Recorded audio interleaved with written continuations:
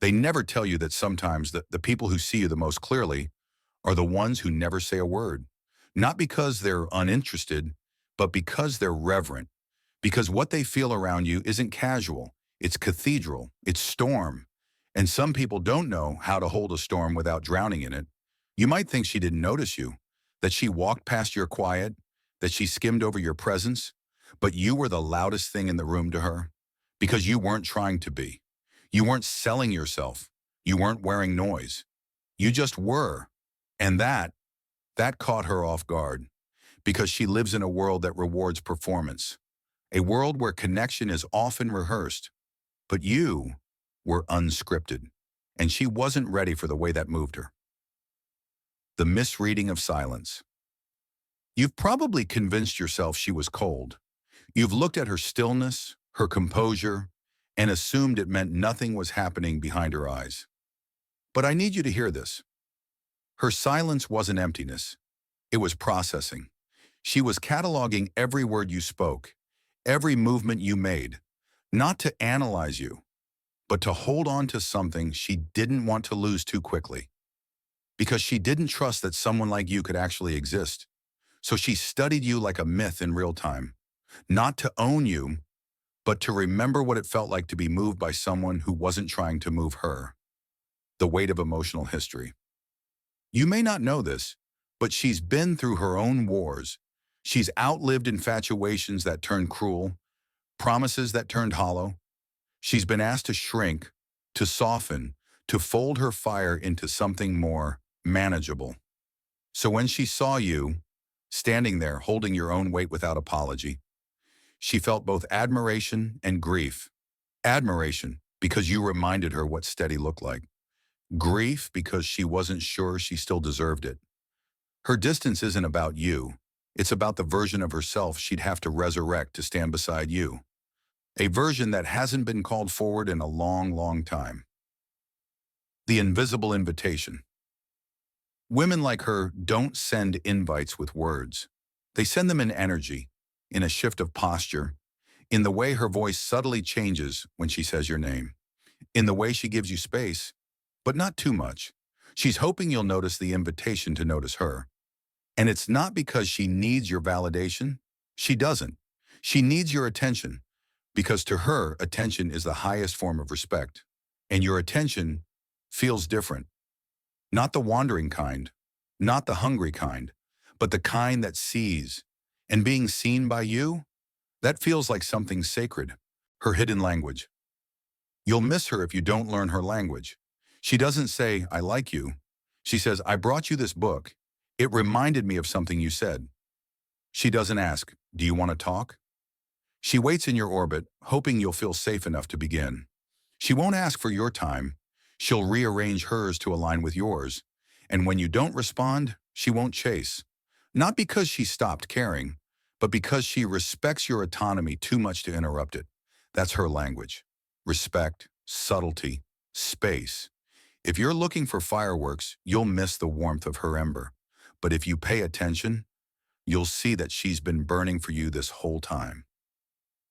The power of restraint. In a world addicted to instant gratification, restraint is often misunderstood as indifference. But some women don't leap at every spark. Some sit with it, breathe into it, honor it. Because love for her isn't about volume, it's about resonance. She doesn't need the whole room to know she's feeling something. She just needs you to feel the way she lingers longer in your presence, the way her edges soften when you speak, the way her mind starts writing futures she won't admit out loud.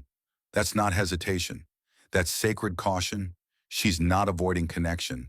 She's trying to protect something precious before it's even begun. When you're used to being misunderstood.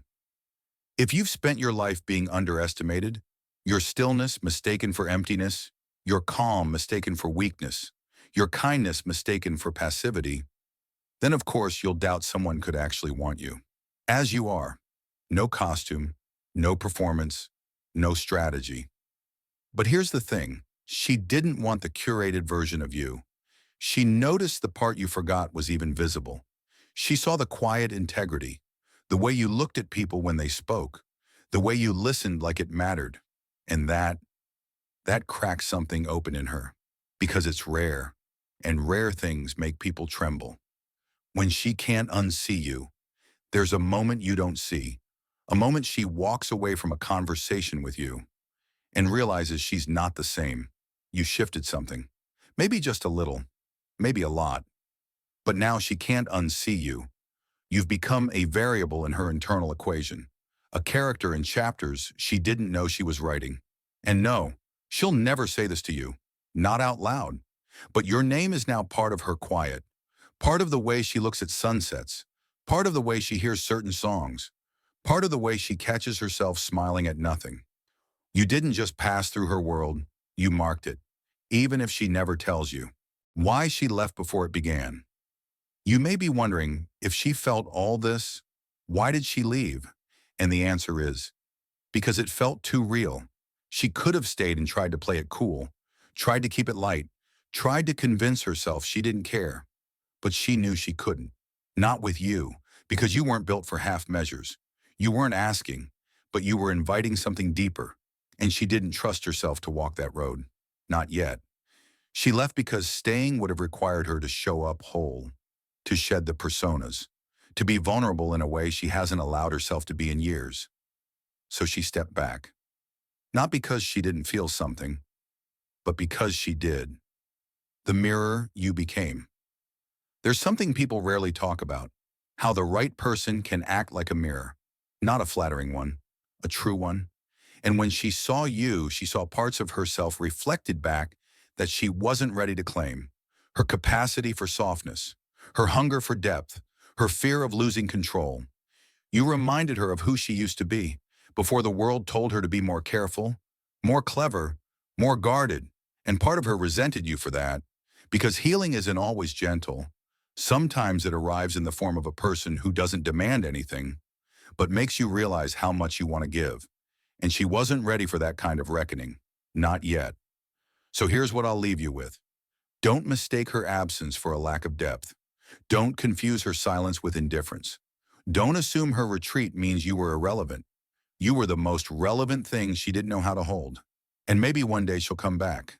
Maybe she won't. But I promise you this. You were felt, not in passing, not in fragments, fully. And in a world that so often rushes past quiet magic, that means everything.